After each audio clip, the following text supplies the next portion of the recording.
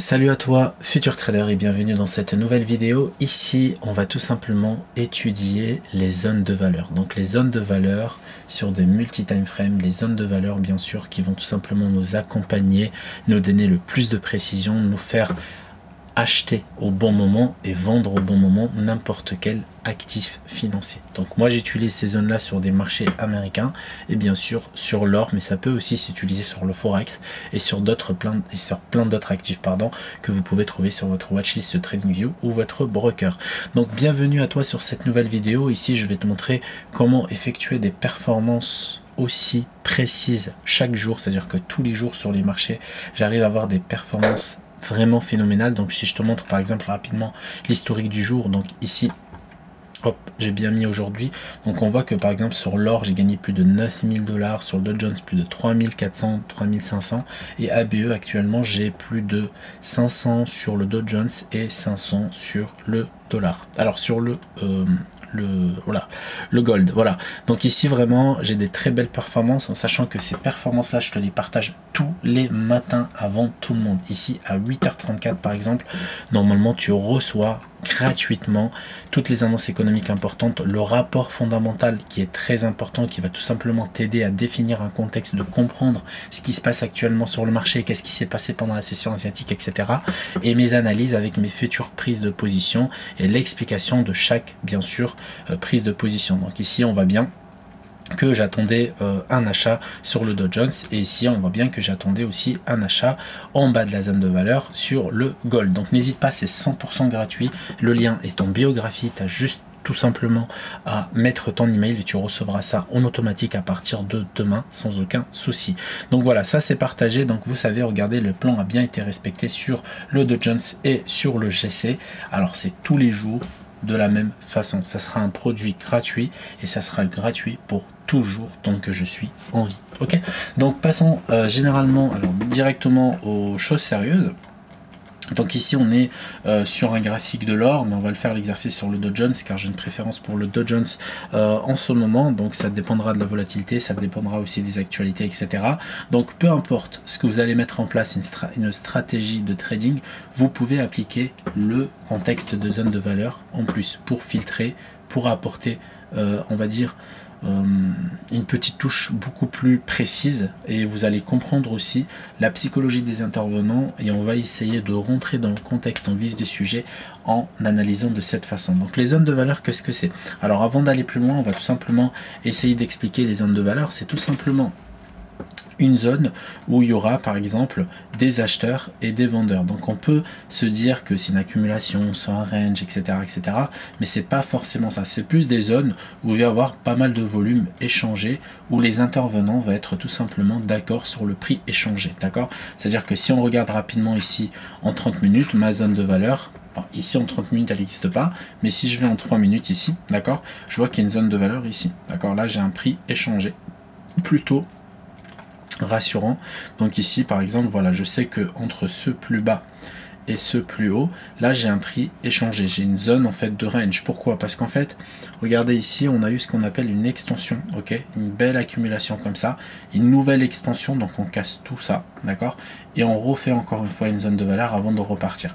Et en fait moi, mon trade de ce matin, il était basé sur ce genre de raisonnement, c'est à dire que je m'attendais pas à une chasse de liquidité ou une prise de liquidité comme la plupart des Mongoliens sur YouTube malheureusement vous apprennent en playback TradingView.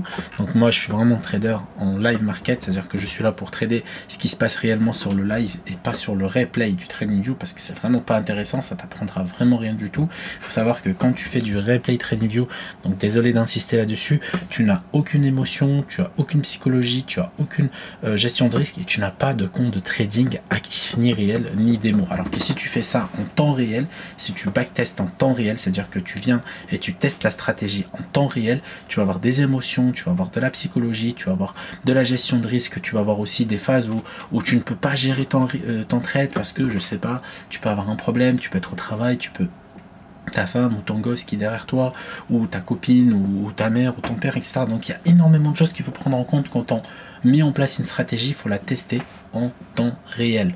On n'est pas des acteurs sur le passé quand on est dans la spéculation, on est des traders sur des marchés live. Ok, il faut que la cotation soit la même.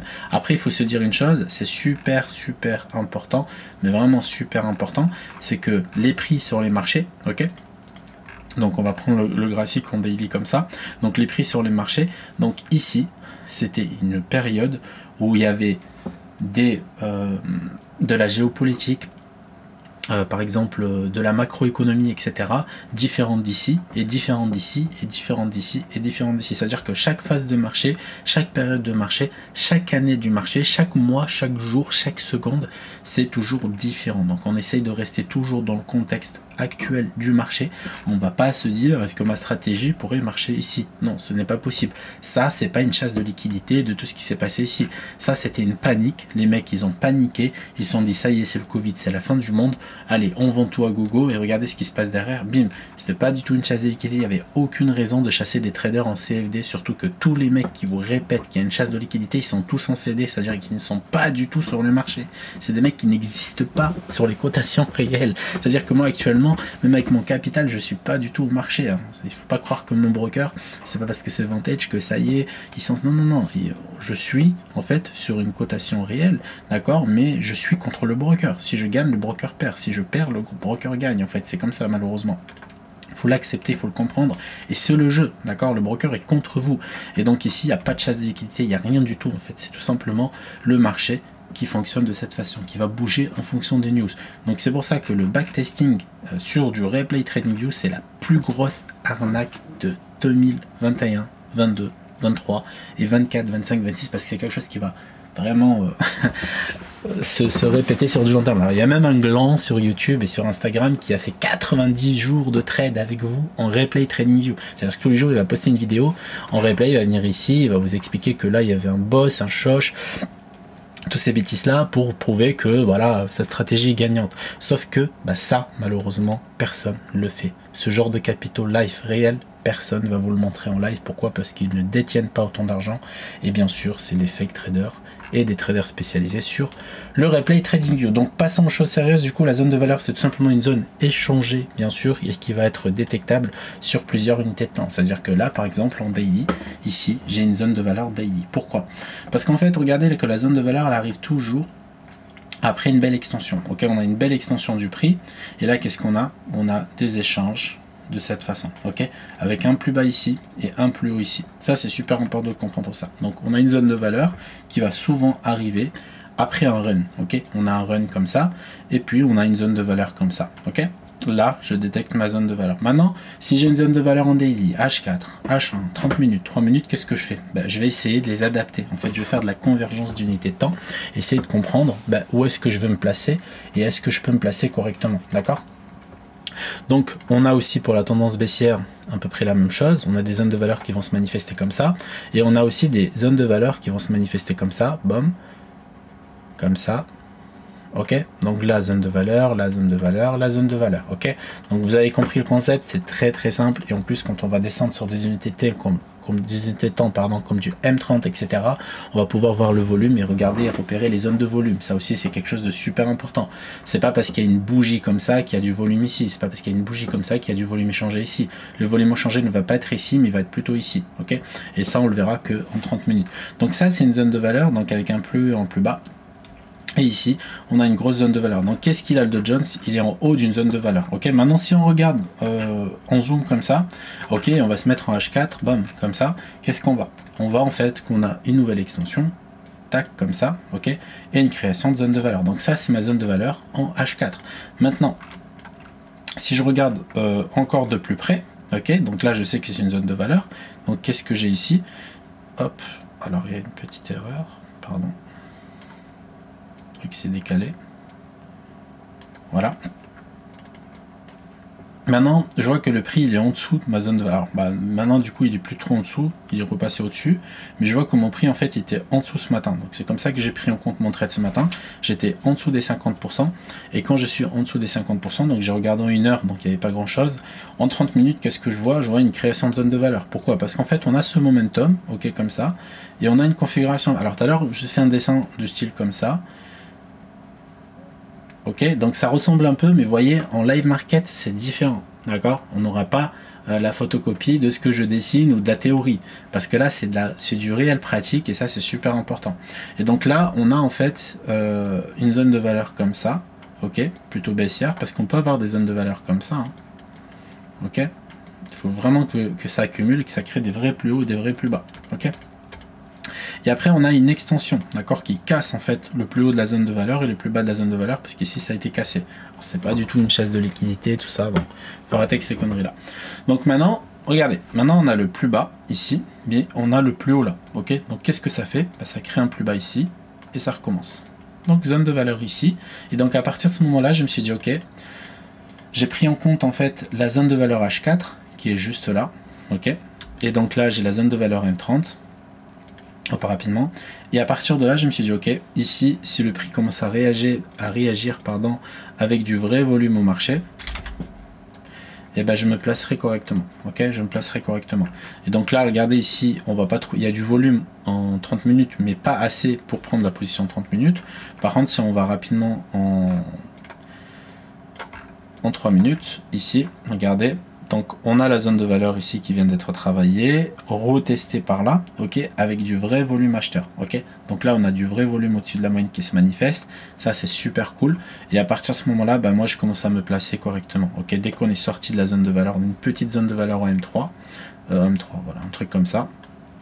Hop, là je suis sorti correctement, là je me suis placé correctement et c'est grâce à ça que j'ai pu faire un profit assez colossal. En réalité c'est pas un petit profit, ça reste quand même un profit assez important et c'est vraiment basé sur ça, d'accord, c'est vraiment basé sur comment le prix se comporte sur la zone de valeur. Après voilà, j'ai développé d'autres stratégies en interne etc que je vous dévoilerai un peu plus tard, mais ici vous voyez par exemple sur cette zone de valeur, bah, en fait vu que j'étais en dessous des 50% de la H4, là en fait sur la M3 on avait une grosse zone aussi. Donc je pouvais aussi placer mon Fibo et j'étais en dessous des 50% et j'étais en bas de la zone de valeur ici. On est venu chercher les 35 250 qui est un level symbolique. Donc là on rajoute la stratégie les bons traders. Et à partir de là on voit qu'il y a le contexte aussi interne, donc le contexte en dessous qui commence à se diriger vers des achats etc. Donc il y a pas mal de choses après qu'on pouvait tout simplement justifier pour pouvoir prendre position. On avait un flux haussier qui se mettait en place juste là, ok, à partir de 8 heures. Et ici ça justifier tout simplement qu'on se mettait en place pour faire un achat assez sympa. Maintenant si on regarde le gold, c'est à peu près la même chose parce que il y a une corrélation quand même, mais bon le gold reste quand même une valeur refuge assez différente. Donc le gold déjà il était en bas d'une zone de valeur M30 parce qu'on a le plus haut et le plus bas ici qui commence à se manifester. Alors hop, voilà, c'était à peu près comme ça. Voilà, on avait un truc comme ça et là en fait regardez, tac tac tac, ok, à partir du moment où on a une configuration comme ça et que là ça range, bah, je me suis dit ok, si on vient chercher le bas de la zone, je me place correctement. Et là, hop, hop, on est quand même sur des levels algorithmiques et là on a une impulsion. Donc là, on bascule tout simplement en 30 minutes et on est en dessous d'une zone de valeur, ok, en bas d'une zone de valeur, pardon. Et en 3 minutes, regardez ce qu'on a, hop, là c'était sympa. Donc celle-là, je ne l'ai pas dessiné sur mon analyse, mais en 3 minutes, regardez, on a en fait l'impulsion, d'accord, on a le bas, le haut, juste là, et on avait une zone de valeur comme ça. Et donc moi j'ai acheté en bas de la zone de valeur, ok. Donc en bas d'une zone de valeur de 3 minutes, en bas d'une zone de valeur de 30 minutes, etc. Et à partir de là, en fait, j'arrive à trouver une entrée assez sympathique qui va générer énormément de profit. Donc voilà, je ne sais pas si ce concept-là peut vous intéresser, donc essayez de l'expérimenter en live, c'est super important. Et vous allez voir qu'avec de la pratique et sur du long terme, ça va être vraiment bénéfique. Donc j'espère que cette vidéo vous a plu. Si elle vous a plu, n'hésitez pas à mettre un petit like et un petit commentaire. Et on se retrouve pour une prochaine vidéo. À la prochaine.